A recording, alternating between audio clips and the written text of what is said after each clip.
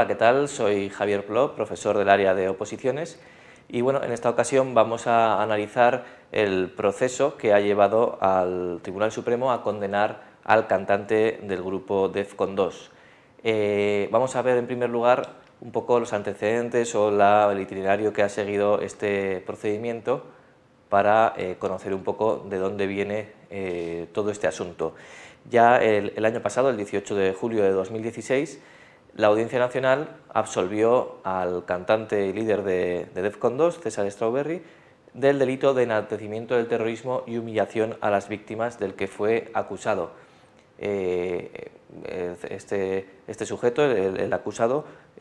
emitió o publicó por internet una serie de opiniones, una serie de tweets que eran considerados que podían humillar a las víctimas y que podían ser constitutivos de delito de terrorismo. Sin embargo, la Audiencia Nacional consideró que, bueno, que el acusado pues, no pertenecía a ninguna banda terrorista ni seguía ningún tipo de procedimiento terrorista. Por lo tanto, fue absuelto. ¿Qué sucedió? 2 días después, el Ministerio Fiscal, el fiscal que llevó ese caso, recurrió la absolución, es decir, recurrió la sentencia de la Audiencia Nacional ante el Tribunal Supremo. Y hace solo unos días, el 18 de enero de 2017, el Tribunal Supremo finalmente decide dictar sentencia por la que se condena a 1 año de prisión al cantante de Defcon 2, precisamente por ese delito de enaltecimiento del terrorismo. Vamos a analizar esto sobre todo desde el punto de vista procesal y al final veremos un apunte desde el punto de vista estrictamente penal, en el que veremos pues, bueno, la sentencia o la doctrina que ha sentado el Tribunal Supremo en su jurisprudencia con esta nueva sentencia. Bien, lo primero de todos, ¿por qué conoció de este asunto la Audiencia Nacional? Porque vemos que es un sujeto individual que por unas opiniones o por unos comentarios ofensivos y quizás de mal gusto, como queráis, que emitió en Twitter, en una red social, pues ¿por qué fue directamente a la Audiencia Nacional y no fue al juzgado de lo penal o a la audiencia provincial de su localidad? Pues bueno, pues porque ya desde el año 1977 está este Real Decreto Ley que sigue plenamente vigente y que además lo que implica es que además de las competencias que tiene la Audiencia Nacional establecidas en la Ley Orgánica del Poder Judicial, se añade también todo lo que rodea a los delitos de terrorismo. Como dice aquí el artículo 1 de este Real Decreto Ley, la Audiencia Nacional conoce de la instrucción, conocimiento y fallo de las causas por delitos de terrorismo. ¿Vale? Por lo tanto, al tratarse de un delito de enaltecimiento del terrorismo, se encuadra también aquí y va directamente este sujeto, un sujeto particular que no pertenecía a ninguna banda armada ni terrorista, igualmente va a la Audiencia Nacional sin pasar previamente por otros juzgados o por otras instancias judiciales. La siguiente pregunta que nos tendríamos que hacer, ¿qué recurso cabe contra la sentencia dictada por la Audiencia Nacional? Esto lo estudiamos en el temario, en todo lo que es la parte de recursos, en los procedimientos judiciales penales, y precisamente hemos visto que era una sentencia de la Audiencia Nacional. Por lo tanto, si acudimos al artículo 847,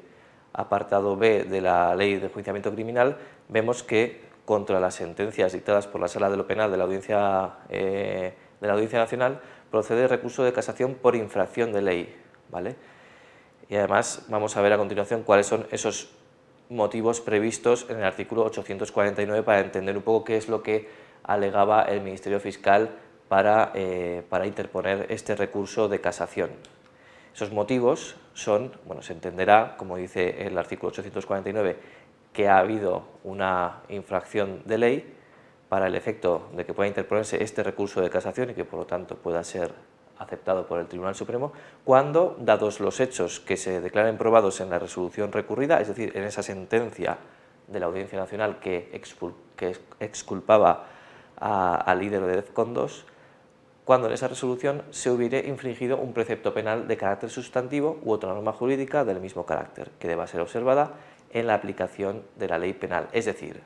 cuando, en definitiva, la Audiencia Nacional, en este caso, pues haya aplicado erróneamente o incorrectamente el Código Penal, no haya interpretado correctamente ese artículo del Código Penal y conforme a los hechos probados y a las circunstancias del delito que se ha cometido, pues no se ha aplicado correctamente ese precepto penal.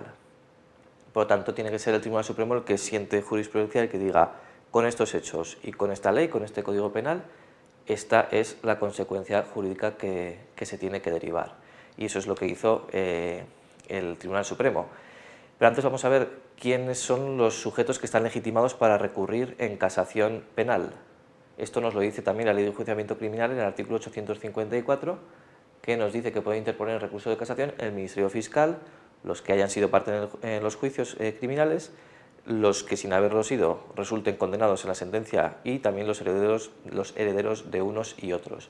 Por lo tanto, en este caso fue el Ministerio Fiscal quien interpuso el recurso de casación, correcto, perfectamente, estaba legitimado conforme vemos aquí en la Ley de Enjuiciamiento Criminal. La siguiente pregunta, bueno, viene un poco a raíz de las declaraciones del propio, bueno, del definitivamente condenado César Strawberry,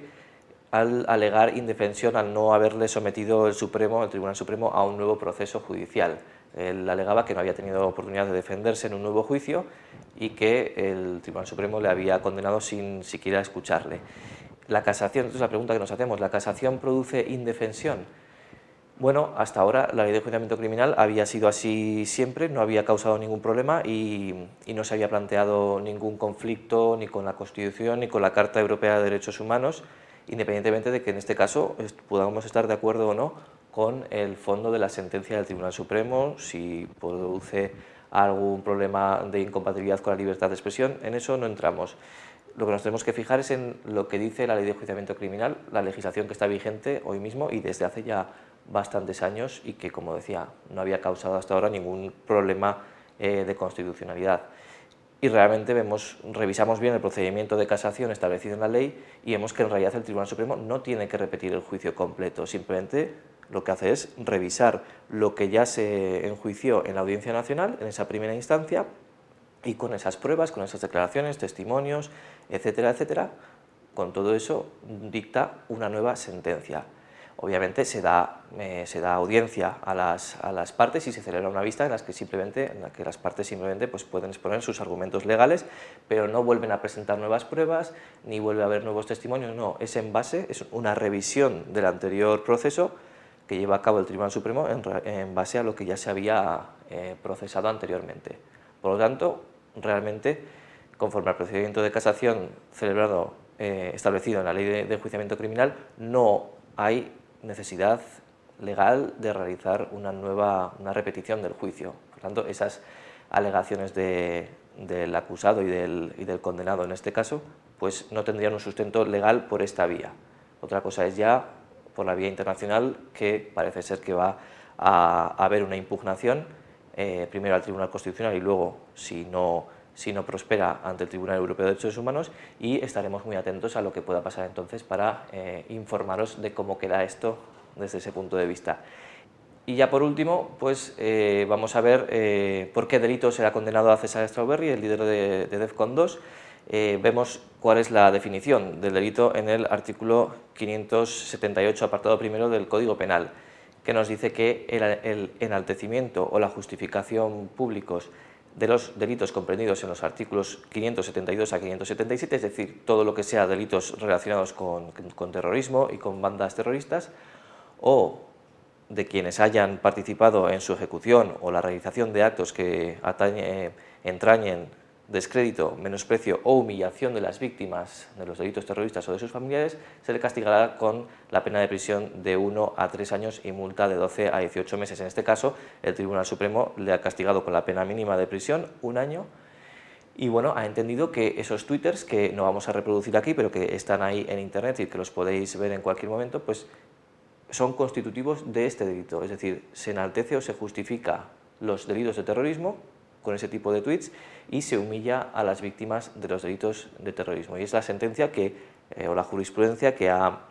establecido nuestro máximo órgano judicial. Por lo tanto, como moraleja o como conclusión podríamos decir que hay que tener también mucho cuidado con lo que se opina y con lo que con lo que se publica en las redes sociales, porque no están exentas de castigo penal en el caso de que estés cometiendo un delito. Obviamente no vas a cometer un delito que no cometes en la calle, no deberías cometerlo tampoco en las redes sociales, y parece que últimamente, bajo una manta ficticia de protección que nos generan las redes sociales, pues creemos que estamos liberados de cualquier pena, y no es así. Por lo tanto, seguiremos de todas formas atentos a cómo pueda transcurrir este procedimiento, que parece que no se ha cerrado todavía. Y bueno, sin más, como siempre, quedamos a vuestra disposición para cualquier duda que os pueda surgir. Un saludo.